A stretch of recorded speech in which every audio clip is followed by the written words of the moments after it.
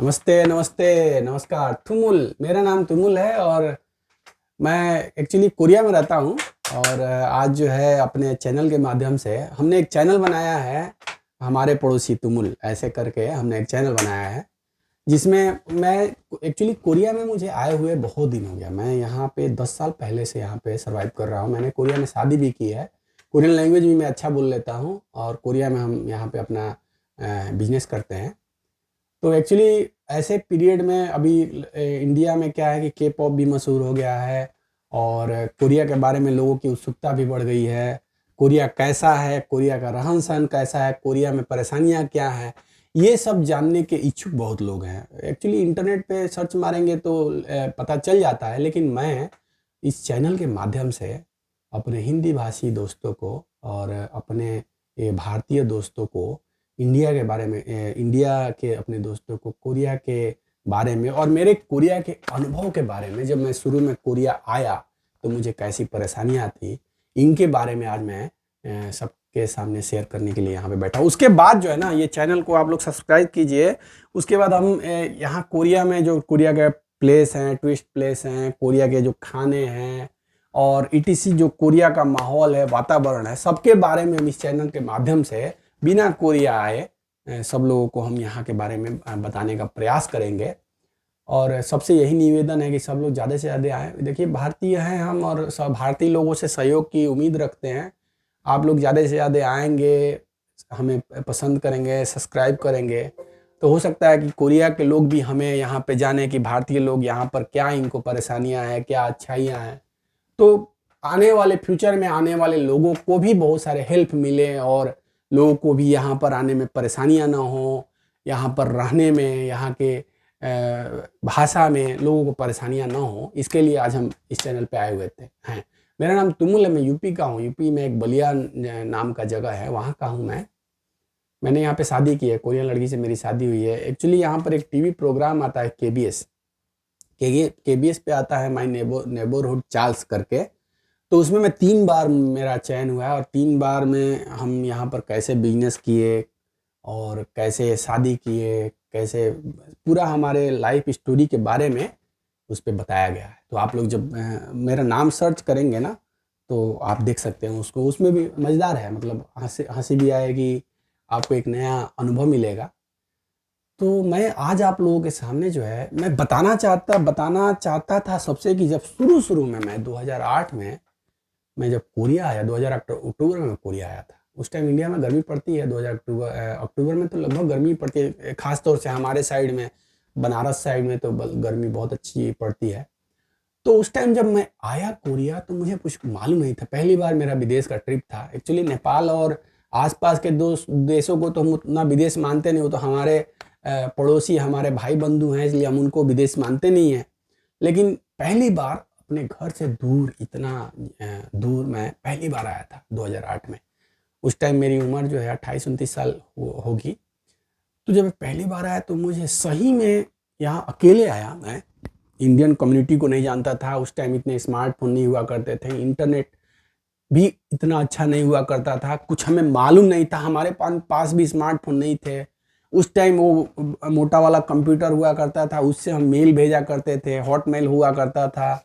आजकल तो फेसबुक पे सब कुछ आ जाता है, इंस्टा पे आ जाता है, ट्विटर पे आ जाता है। उस टाइम कोई ऐसे संसाधन नहीं थे और शुरू में मैं अकेला था, मुझे बहुत सारी समस्याओं का सामना करना पड़ा। सबसे बड़ी समस्या मेरे ये पे, मैंने कुछ प्रॉब्लमों को रीड किया यहाँ पे। सबसे बड़ी समस्या मुझे प्रॉब्लम हुई यहाँ पे लैंग्वेज की। रियल में लैंग्वेज, अगर आप कोरियन लोगों को, क्या है कि कोरियन लोग इंग्लिश बहुत कम लोग जानते हैं, खास तौर से उस टाइम तो उतने भी नहीं जानते थे जितने आज की डेट में जानते हैं। आज की डेट में स्मार्टफोन का ज़माना, इंटरनेट का ज़माना है, मीडिया अच्छी है, तो लोग उत्सुक हैं, दुनिया के बारे में जानते हैं और स्टडी कर रहे हैं।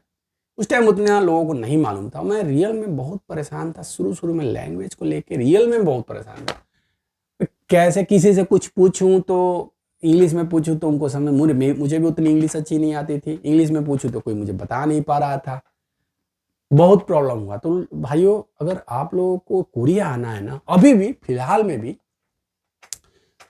मेरे जो भारतीय कम्युनिटी है या पाकिस्तान के लोग हैं या बांग्लादेश के लोग हैं, हम लोग क्रिकेट खेलते हैं, यहाँ पे मिलते हैं। तो वो लोग बताते हैं कि भाई लैंग्वेज की प्रॉब्लम आज भी है, लैंग्वेज के कारण उनको रियल में यहाँ सर्वाइव करने में बहुत ज़्यादा प्रॉब्लम होती है। मुझे भी हुई थी, अब तो मैं लैंग्वेज अच्छा बोल लेता हूँ, कोरियन की तरह रहता हूँ, तो अभी तो कोई प्रॉब्लम नहीं है। मुझे भी सबसे बड़ी प्रॉब्लम हुई थी लैंग्वेज की। तो अगर आपको अभी भी, तब ना अब ना बात बराबर है, अभी भी आपको अगर कोरिया आना है, कोरिया में आप या स्टडी करने के लिए आना चाहते हैं या जॉब करने के लिए आना चाहते हैं, तो मेरी एक ही सुझाव होगी, सबसे पहली प्रॉब्लम जो है वो लैंग्वेज की है। लैंग्वेज कुछ हद तक, जैसे कि मुझे यहाँ जाना है, मुझे खाना है, ये कहाँ है, ऐसे कुछ वर्ड्स जो है आप 1 से 2 महीने तक स्टडी करके आए। आजकल तो इंटरनेट से भी स्टडी कर लेते हैं। अगर थोड़ा बहुत लैंग्वेज आप जानते हैं तो कोरिया में सर्वाइव करना आपके लिए आसान होगा। लैंग्वेज नहीं जानते हैं तो आपका यहाँ पे मन नहीं लगेगा। खैर आजकल तो इंडियन कम्युनिटी भी है, पाकिस्तान कम्युनिटी भी है, पूरे कंट्री हैं यहाँ पे, लेकिन फिर भी अगर कोरियनों के साथ आप काम करते हैं, कोरियनों के साथ आप स्टडी करते हैं, तो आपको लैंग्वेज की सबसे ज़्यादा प्रॉब्लम। तो लैंग्वेज जानना भाइयों बहुत ज़रूरी है। मैं अब लैंग्वेज बोल लेता हूँ, अच्छा खासा बोल लेता हूँ। मेरे उसमें आप इंटरनेट में सर्च मारेंगे मेरा नाम, तो मेरे नाम से जो प्रोग्राम बना हुआ है उस पर आप देख सकते हैं मैं लैंग्वेज कितना अच्छा बोल लेता हूँ। सेकंड प्रॉब्लम मुझे सबसे ज़्यादा हुई, कोरिया में लोग बहुत हार्ड वर्कर हैं, बहुत हार्ड वर्कर, मतलब इतना हार्ड वर्कर हैं कि रेस्ट नहीं करते हैं, ये लगातार काम करते हैं। हम शुरू में मुश्किल में पड़ जाते हैं, हम भाई आराम से काम करने वाले लोग हैं, हम दिन रात मर के काम करने वाले लोगों में हम नहीं हैं। हम हर काम को आराम से करते हैं। एक्चुअली इंडिया में गर्मी भी होती है, तो हम बहुत आराम करके काम करने वाले लोगों में हमारी काउंटिंग होती है। और हम लोग उतना टेंशन लेने वाले भी लोग नहीं हैं। इंडियन लोग टेंशन भी नहीं लेते हैं हर चीज़ का। यहाँ हर चीज़ में लोग टेंशन लेते हैं, काम से लेकर। तो सबसे दूसरी प्रॉब्लम मुझे हुई यहाँ के लोगों का काम करने का तरीका देख के, बाप रे बहुत हार्ड है। मतलब इतने मेहनत से काम करते हैं सब कि उनको उनका साथ मिलाने में प्रॉब्लम हो जाती थी। आप अगर यहाँ पे स्टडी करने आए तो आपका प्रोफेसर अगर आपको जो काम देगा वो इतना हार्ड होता है कि आप परेशान हो जाएंगे। मेरे दोस्त बताते हैं, सब इंडियन दोस्त जो यहाँ इंडियन कम्युनिटी में जो दोस्त हैं बताते हैं कि यार बहुत हार्ड है। मतलब कोरिया जैसा इतना रूड तरीके से, रूड बोल सकते हैं इसको, या इतना मेहनती तरीके से काम करने वाली कंट्री हमने नहीं देखा है, यही बोलते हैं दोस्त।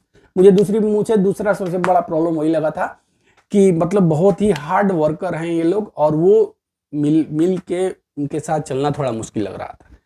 दूसरा था, तीसरा मेरा जो प्रॉब्लम था, सबसे बड़ी प्रॉब्लम थी आप लोग सुनेंगे तो हंसेंगे, यहाँ पर लोग ड्रिंक खतरनाक करते हैं। बाप रे बाप, कोरियन लोग जो है ना, हमारे यहाँ कंट्री में क्या है ना कि जो हमारे यहाँ, हमारे गांव पे, हमारे घर पे, हमारे यहाँ कोई ड्रिंक नहीं करता है। एक्चुअली इंडिया में बचपन से ही सिखाया जाता है कि ड्रिंक खराब है, लेकिन यहाँ का माहौल है। यहाँ पर क्या है कि आप एक समाज को अटेंड करना है तो आपको थोड़ा बहुत ड्रिंक करना पड़ेगा, तभी उस समाज, क्योंकि ये लोग जो है ना इंजॉय करने के लिए ड्रिंक करते हैं। उस ड्रिंक में अपने आप को डाल नहीं देते हैं, उस ड्रिंक को, उस माहौल को, उस समाज को इंजॉय करते हैं। तो ये लोग जो है ना इंजॉय करने के लिए ड्रिंक करते हैं। तो मैं शुरू में आया तो बाप रे परेशान हो गया। मतलब इन लोगों के ड्रिंक करने के तरीके मैंने इंडिया में भी देखा था, ऐसा नहीं था कि मैं कोई ड्रिंक कर रहा है मैं नहीं देखा हूँ, मैं देखा हूँ, मेरे दोस्त लोग भी पीते थे, मेरे रिश्तेदार लोग भी पीते थे, देखा था, अपना धीरे से जाके ऐसे पी लेते। बाप रे, यहाँ तो आप कहीं भी चले जाओ भाई साहब, लगातार लड़के लड़कियां सब बैठे हुए हैं।